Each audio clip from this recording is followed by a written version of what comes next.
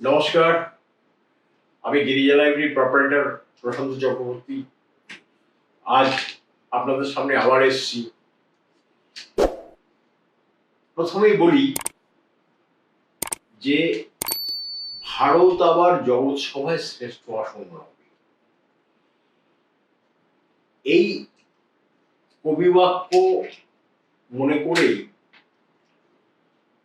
আজ 30 বছরেরও বেশি, প্রায় 35 বছর হতে চলল, বাংলায় শুধুমাত্র আধ্যাত্মিক বই নিয়ে আমরাই শুধু কাজ করছি। অনেকেই, আমি এর আগেও বলেছি যে অনেকেই বিচ্ছিন্নভাবে কিছু ভারতীয় আধ্যাত্মিক বই প্রকাশ করেন, কিন্তু শুধুমাত্র আধ্যাত্মিক বই গিরিজা লাইব্রেরি ছাড়া বাংলায় আর কেউ প্রকাশ করেন। আমার বিশ্বাস আমাদের এই ভারত ভূমি, কোন বিশ্বাস থেকে করেছি এটা, আমার বিশ্বাস ছিল যে এই ভারত ভূমি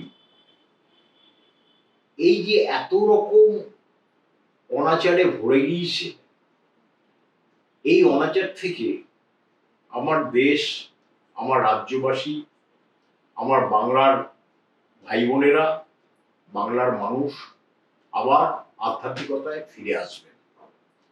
কেন সনাতন ধর্ম অনেক অনেক মানে একটা এমন ক্রেজ এতদিন চলছিল, বা আজও অনেকেই এটা মনে করে ও ধর্ম টর্ম বলে কিছু নেই। ধর্ম আর আধ্যাত্মিকতা ইজ সেপারেট থিং। ভারতের যে মূল সুর, ভারতের যে মূল আধ্যাত্মিকতা আমাদের ভারতবাসীকে মাথা উঁচু করে বাঁচতে শিখিয়েছিল একদিন, সেই ধারাবাহিকতাটা মাঝখানে কিছুটা সময়ের ফেরেই হয়তো কিছুটা ফেড হতে বসেছিল। আজ দেখছি দিকে দিকে সনাতন ধর্মের প্রচার হচ্ছে, আমার খুব ভালো লাগছে। একদিন আমি একা যে বিশ্বাস নিয়ে এই কাজে এগিয়ে এসেছিলাম, আজকে তার প্রতিফলন পাচ্ছি। দেখুন, আমার পেছনে কোনো সরকারি কোনো প্রতিষ্ঠান কোনো কিছু সাহায্য ছিল না। আমি একা নিজের চিন্তাতে, নিজের বুদ্ধিতে, নিজের প্রাণের তাগিদে এই কাজ করে এসেছি। এবং আপনাদের কাছে বলছি, যতদিন আমি সুস্থ শরীরে থাকবো ততদিন এ কাজ করে যাব। কি কাজ করেছি, কি কাজ হয়েছে আপনারা অনেকেই হয়তো জানেন, আবার অনেকে জানেনই না। ভারতবর্ষে বা প্রাচীন ভারতের বা আমাদের আধ্যাত্মিকতার এমন কোনো দিক নেই যে দিক নিয়ে গিরিজা লাইব্রেরি বই প্রকাশ করেনি। আজও নানান দিক নিয়ে চেষ্টা করে যাচ্ছে। প্রতি বছরই বিভিন্ন দিক নিয়ে আমাদের বই প্রকাশিত হচ্ছে। ভারতীয় অধ্যাত্মবাদের বিভিন্ন দিক নিয়ে আমাদের বই প্রকাশ হচ্ছে। শুধু আপনাদের উৎসাহ চাই, আপনারা বইগুলো দেখুন, বইগুলো পড়ুন, তাতে আমিও যেমন উৎসাহিত হব, আপনারাও যারা পাঠক তারাও লাভবান হবেন, মনের বিকাশ ঘটবে, আধ্যাত্মিক চেতনা ফিরবে, আবার ভারতীয় সনাতন ধর্ম তার সগৌরবে প্রতিষ্ঠিত হবে। এই যে ভারতীয় সনাতন ধর্ম সগৌরবে প্রতিষ্ঠিত হবে, এই আকাঙ্ক্ষাটা আমার মধ্যে হয়তো ঈশ্বরই জাগ্রত করেছিল খুব অল্প বয়সে। আমি আর অন্য কোনো দিকে না তাকিয়ে শুধু অধ্যাত্ম সাহিত্য প্রকাশ করে গেছি, আধ্যাত্মিক বই প্রকাশ করে গেছি। হয়তো বই পড়ায় অনেকের কাছে যেহেতু আমার সাহিত্যের বই নয়, সেহেতু কিছুটা যেন মনে হতো যে উনি তো আধ্যাত্মিক বই প্রকাশ করেন। সেইভাবে আমি গুরুত্ব আজও কলেজে খুব একটা পাইনি, কিন্তু আমাদের পাঠকদের কাছে আমি প্রচুর সাড়া পেয়েছি। এটাই হচ্ছে আমার কাছে ক্যাপিটাল ছিল। সামান্য পুঁজি নিয়ে আজ থেকে 30-35 বছর আগে শুরু করেছিলাম। আজকে এই যে আমাদের বইগুলো আপনারা সবাই পড়ছেন, আমার মন আনন্দে এবং তৃপ্তিতে ভরে যাচ্ছে। আমি চাই ভারতবর্ষের মানুষ, বাংলার মানুষ, আমাদের শহরের মানুষ আরো বেশি করে এই আধ্যাত্মিক বই পড়ুন। এই ব্যাপারে আজকে যেমন আমি কয়েকটা দিকের কথা বলছি যে ভারতের ঋষি, এই যে এই বইটা আমরা প্রকাশ করেছি, ভারতের ঋষির কোনো সাবস্টিটিউট বই নেই। কেউ কোনোদিন ভেবেছেন কিনা আমি তাও জানি না। বাংলাতে অন্তত এই বই পাই। এই যে দেখুন বইটা, ভারতের ঋষি। যে ঋষিরা মানে বেদ উপনিষদে যে ঋষিদের ভাবধারা থেকে আমাদের কৃষ্টি এবং সভ্যতা অনেক উন্নত হয়েছে, অনেক কিছু পেয়েছে, সেই ঋষিদের সম্বন্ধে অনেক কিছুই জানা যায় না। বহু চেষ্টা করে, বহু বহু গবেষণা করে লেখক পৃথ্বীরাজ সেন এই বইটা করেছিলেন। আমি ওনাকে অনুরোধ করেছিলাম বইটা পড়বার জন্য। দেখুন, এই বইটার শুরুতে কিছু কথা বলছি। আজও আমরা আমাদের গোত্রের মাধ্যমে এক একজন ঋষির নাম সশ্রদ্ধ চিত্তে উচ্চারণ করে থাকি। এতেই প্রমাণিত হয় যে এই ঋষিরা কষ্টকল্পিত ব্যক্তিত্ব নন। একদিন তারা সত্যি সত্যি ভারত ভূখণ্ডে বিরাজ করেছিলেন। তবে অনেক অনুসন্ধান করার পর আমরা কিন্তু তাদের বাস্তব অস্তিত্ব সম্পর্কে কোনো তর্কাতীত প্রমাণ সংগ্রহ করতে পারিনি। তাই ঋষিদের ঐতিহাসিক চরিত্র হিসেবে চিহ্নিত করার ক্ষেত্রে নানা প্রতিবন্ধকতা সৃষ্টি হয়। নির্মোহ গুণসম্পন্ন গবেষকরা নতুন দৃষ্টিভঙ্গি দিয়ে তাদের উপর আলোকপাত করার চেষ্টা করে। এই যে এই এই ঋষিদের থেকেই আমাদের গোত্রগুলোও এসছে। কোন কোন ঋষি আছে আমি জাস্ট কয়েকজনের কথা বলছি যদি সম্ভব হয়। অঙ্গিরা ঋষি, অত্রি ঋষি, বশিষ্ঠ, পুলহ, পুলস্ত, ক্রতু, মরীচি, বিশ্বামিত্র, চবন, পতঞ্জলি, কশ্যপ, গৌতম। এই গৌতম ঋষিটা আমাদের একটা এডিশনে, সে প্রথম এডিশনে ছিল না। তারপর বেশ কয়েকজন পাঠক আমাকে জানান যে আপনারা তো গৌতম ঋষি দেননি, আসলে ওটা আমাদের স্লিপ করে গিয়েছিল। তারপর থেকেই আমরা গৌতম ঋষিও দিয়েছি। সুতরাং আবার শুধু তাই নয়, সেই সময় আমাদের বিখ্যাত কয়েকজন মহিলা ঋষিরও আবির্ভাব ঘটেছিল। ভারত সংস্কৃতির পাতায় পাতায় বেশ কয়েকজন মহিলা ঋষির কথাও আমরা জানতে পেরেছি। সে যুগের সমাজ ব্যবস্থায় নারী পুরুষের সম অধিকার তত্ত্ব প্রতিষ্ঠিত হয়েছিল। তাই বোধ হয় মহিলারা আত্মবিশ্বাসী হয়ে উঠেছিলেন এবং দার্শনিক অভিজ্ঞানে পুরুষের প্রতিস্পর্ধী হয়ে ওঠার স্বপ্ন সফল করতে পেরেছিলেন। এই বইয়ে ভারতের কয়েকজন বিশিষ্ট মহিলা ঋষির জীবনও আমরা তুলে ধরেছি। তাহলে কি, যে ভারতবর্ষের যে ঋষিদের থেকে, যে ভারতবর্ষ যে ঋষিদের স্বপ্নে ভারতের সভ্যতা সংস্কৃতি তৈরি হয়েছিল, সেই ঋষিদের জীবন ও সাধনা নিয়ে এই বইটা তৈরি হয়েছে। এটা একটা ভীষণ মূল্যবান বই এবং ভারতীয় সংস্কৃতির একটা বিশাল ঐতিহ্যবাহী বই। আপনারা যারা এই বইটা সংগ্রহ করেননি তারা সংগ্রহ করতে পারেন, অন্তত দেখবেন, বইটা নেড়ে চেড়ে দেখবেন। আশা করি আপনাদের ভালো লাগবে।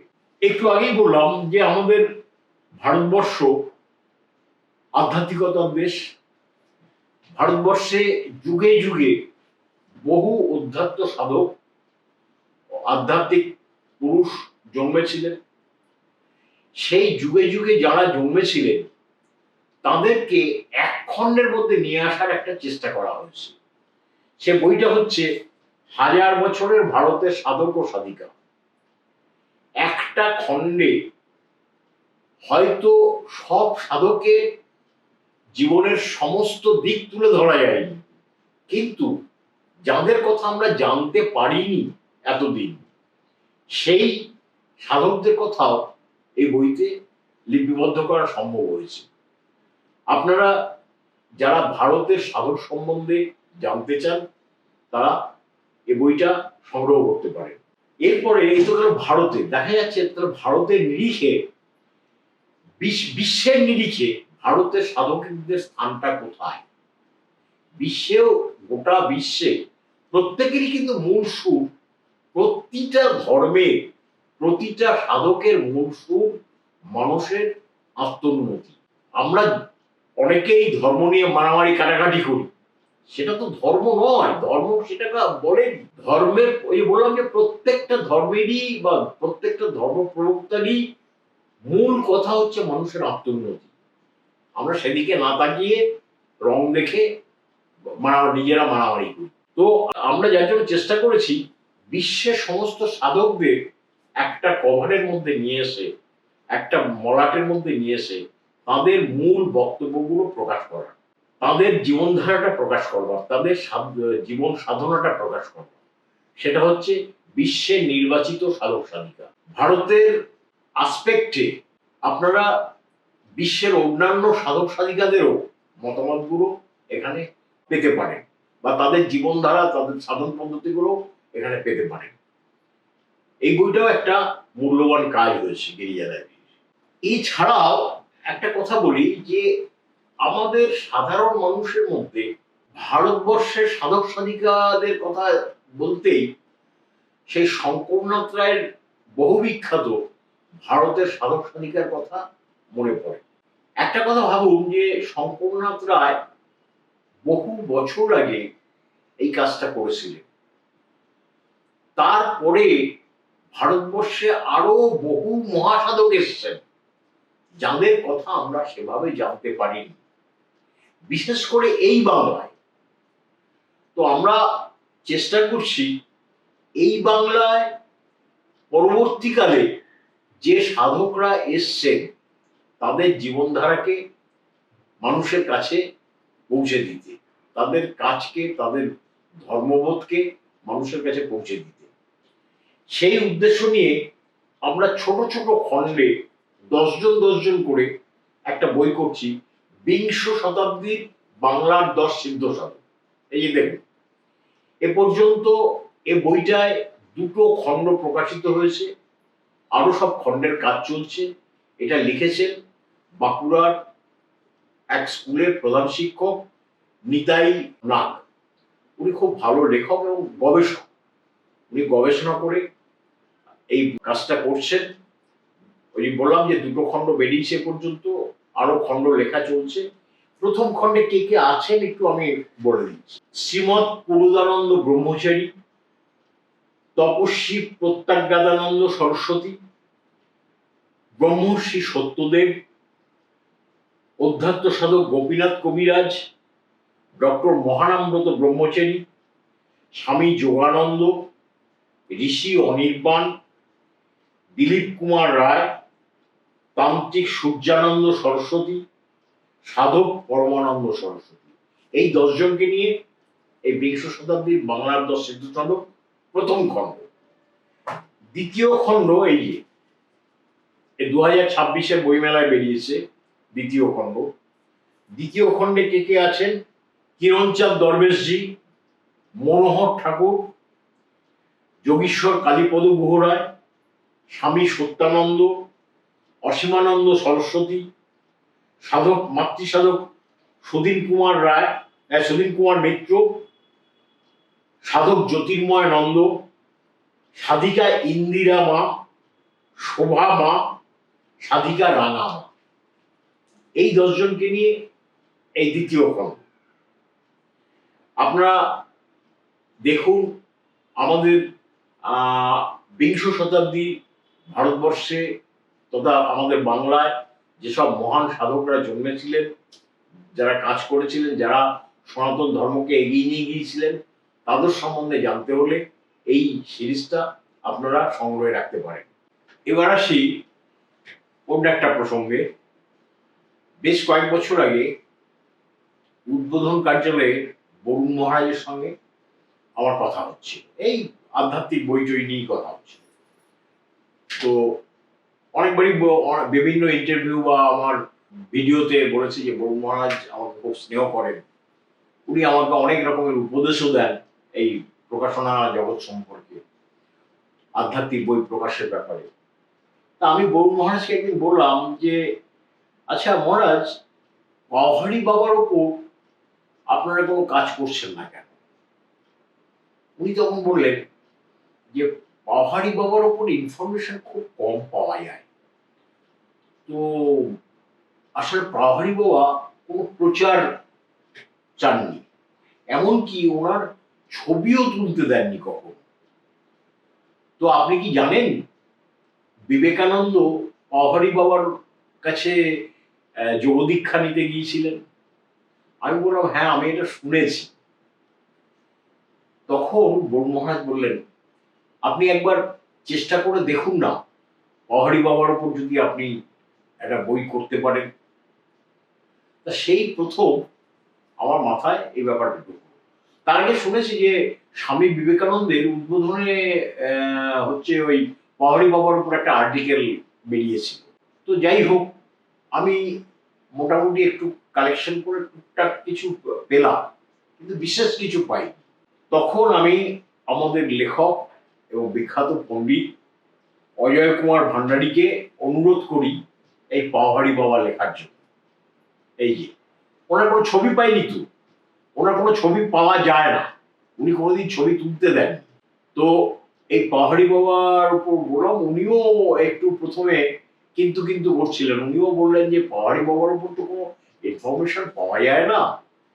ঠিক আছে, আপনি বললেন, আমি খুব চেষ্টা করব।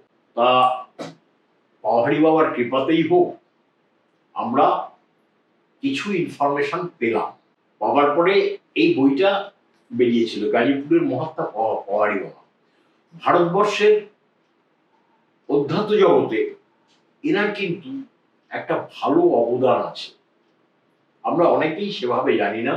আপনারা হয়তো কেউ কেউ আমাদের থেকে বইটা ইতিমধ্যেই সংগ্রহ করেছেন, যারা এখনো সংগ্রহ করেননি তারা করবেন। দেখবেন যে কি মানে অসাধারণ সাধক ছিল বিবেকানন্দ। আমি পরে এই বইটা থেকে ভালো করে পড়ে জেনেছি যে বিবেকানন্দ ওনার কাছে যোগদীক্ষা নিতে গিয়েছে, কিন্তু দীক্ষার আগের দিন রাতে স্বয়ং রামকৃষ্ণ বিবেকানন্দকে বলেন যে তোমার এখানে দীক্ষা নেওয়ার প্রয়োজন নেই। বিবেকানন্দ সেদিন ফিরে এসেছিলেন। পরপর দুরাতে এরকম হয়েছিল, পরপর দুরাত, মানে প্রথম রাতে দুরাত না 3 রাত মনে হয়। প্রথম রাতে উনি যাচ্ছিলেন, উনি মানে পাহাড়ি বাবা বিবেকানন্দকে মাঝরাতে আসতে বলেছিলেন, যাচ্ছিলেন। সেদিনও বিবেকানন্দ বাধাপ্রাপ্ত হন। বিবেকানন্দ ভাবলেন যে হয়তো কোনো কারণে আমার মনের ভুল হয়েছে। দ্বিতীয় রাতে ঠিক একই ঘটনা ঘটে। তখন উনি একটু চিন্তা করছিলেন, আমি কি ঠিক দেখছি, ঠিক ভাবছি। তৃতীয় রাতেও যখন একই ঘটনা ঘটে, তখন বিবেকানন্দ ফিরে এলেন দীক্ষা না নিয়ে। তো এই হচ্ছে পাহাড়ি বাবা। বিবেকানন্দ ভীষণ রেসপেক্ট করতেন পাহাড়ি বাবাকে। আপনারা পাহাড়ি বাবা বইটা দেখতে পারেন। ভারতীয় সনাতন ধর্মের একজন বিরাট সাধকী ছিলেন। এরপর শ্রীরামকৃষ্ণের গুরু আর একজন সাধক দিগম্বর তোতাপুরী বাবা। এই যে দেখুন, এই দিগম্বর তোতাপুরী বাবা নিয়েও বরুণ মহারাজের সঙ্গে আমার কথা হয়েছে। এটাও করবার জন্য বরুণ মহারাজ আমাকে উৎসাহিত করেন যে আপনি করুন। তো আমি বরুণ মহারাজকে জিজ্ঞেস করেছিলাম যে শ্রীরামকৃষ্ণের গুরুদেব আপনারা এনাকে নিয়ে কাজ করেননি? উনি তখন বললেন করা হয়ে ওঠেনি। আসলে সেরকম তো লোকজনও পেতে হবে, লেখকও পেতে হবে, তা আপনি করুন না। তা বরুণ মহারাজের পরামর্শে এটাও আমি অজয়বাবুকে, অজয় কুমার ভান্ডারীকে অনুরোধ করি করবার জন্য। উনি এই বইটাও করেন। আমার মানে এছাড়া ভারতীয় যত অধ্যাত্ম পুরুষ আছেন, ছিলেন আর কি, তাদের সবারই জীবন সাধনা ও পথ নিয়ে গিরিজা লাইব্রেরি থেকে ইন্ডিভিজুয়াল বইও বেরিয়েছে, আলাদা আলাদা খন্ডে খন্ডে। আপনারা যে সাধক সম্বন্ধেই জানতে চান, সে আপনার আনন্দময়ী মা থেকে শুরু করে ওঙ্কারনাথজি, সবার উপরেই আমাদের বই আছে। স্বামী স্বরূপানন্দজি, দুর্গা প্রসন্ন পরমহংসদেব, আর এছাড়া মানে যত ভারতীয় উদ্ধাত্ত পুরুষ সবার উপরই আমাদের আলাদা আলাদা বই আছে, কিন্তু আজকে তাহলে এই বইগুলো নিয়ে আমি কেন এত কথা বললাম? এর আগেও আমি আমাদের প্রকাশনা থেকে বিভিন্ন যে জীবনী গ্রন্থ বেরিয়েছে, সাধক জীবনী বেরিয়েছে, আমি সেগুলো আমাদের বলেছিলাম, কিন্তু আজকে কেন বললাম? আজকে আমার মনে হচ্ছে যে সেই সনাতন ভারতবর্ষ, আমি আজকে আজ থেকে প্রায় 35 বছর আগে সেই যে স্বপ্ন নিয়ে নেমেছিলাম সনাতন আদর্শ প্রচারে, আজকে মনে হয় সেই সময়টা অনেকটা এগিয়ে এসছে, সেই পথেই যাচ্ছে। ভারতবর্ষের এই আত্মাকে প্রতিটা ভারতবাসী বা আজ আমরা বাংলায় আছি প্রতিটা মানুষের আমার মনে হয় উপলব্ধি করা দরকার, আর সেই উপলব্ধির জন্য এই বইগুলো দরকার। নমস্কার। আজকে আমি অনেক কথাই বললাম, আমি জানি না সবাই আপনারা আমার মতের সঙ্গে একমত হবেন কিনা। আমি শুধু নির্দ্বিধায় আমার মতটাই প্রকাশ করলাম। দেখুন, আমি প্রথমেই বলেছিলাম যে আজ থেকে প্রায় 35 বছর আগে আমি যে স্বপ্ন নিয়ে নেমেছিলাম যে ভারতবর্ষের আধ্যাত্মিক দিকটা আমি মানুষের মধ্যে তুলে ধরবো, মানুষের কাছে প্রচার করব, সেই চেষ্টা করছি এবং মনে হচ্ছে যে আমি ঠিক পথেই এগোচ্ছি। এখন কিন্তু মানুষ আসছেন, পড়ছেন, জানতে চাইছেন ভারতীয় অধ্যাত্মটা কি। সেই অ্যাঙ্গেল থেকেই আজ আপনাদের এত কথা বলা। আপনারা আমাদের ফেসবুক পেজ ফলো করুন, ইউটিউব সাবস্ক্রাইব করুন, তাহলে আমাদের এরকম বিভিন্ন আধ্যাত্মিক বইয়ের সন্ধানগুলো পাবেন, তাদের বিষয়বস্তুগুলো জানতে পারবেন। নমস্কার, আজ এই পর্যন্ত।